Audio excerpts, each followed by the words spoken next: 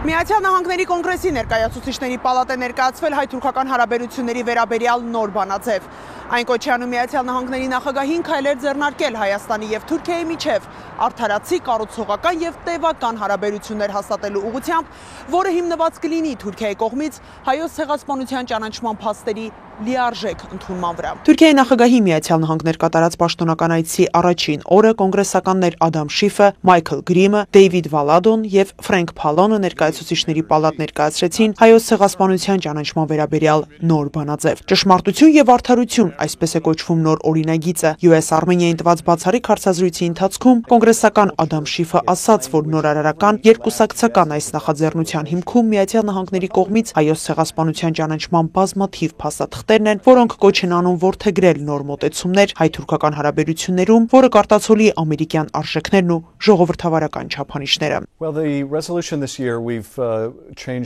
Օրեր առաջ ներկայացված բանաձևում մենք մի շարք փոփոխություններ ենք կատարել։ Գլխավոր կետը հայոց ցեղասպանության ճանաչումն է։ Հավատարիմ մնալով ամերիկյան ժողովրդավարական արժեքներին եւ գործող նախագահի մինչ նախագահ ընտրվելը տված խոստումներին։ Իմ կարծիքով շատ ուժեղ փաստաթուղթ է։ Առաջիկա ամիսների ընթացքում ես շարունակելու եմ աշխատել իմ գործընկերների հետ հաջողություններ գրանցելու համար։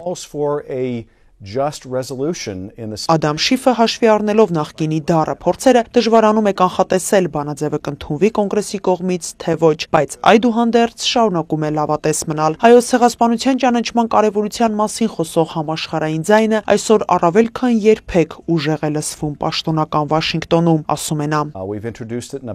Ցեղասպանության 100-ամյա տարելիցին շատ քիչ ժամանակահատված է մնացել։ Մենք պետք է շարունակենք մեր աշխատանքները ցանկալի արդյունքի հասնելու համար։ Ես հավատում եմ, որ այն տեղի է ունենալու, քանի որ ճշմարտությունը մեր կողմն է։ Կոնգրեսական Ադամ Շիֆը այս տարի ապրիլի 24-ին կոնգրեսի առջև ելույթ ունեցավ հայերեն լեզվով։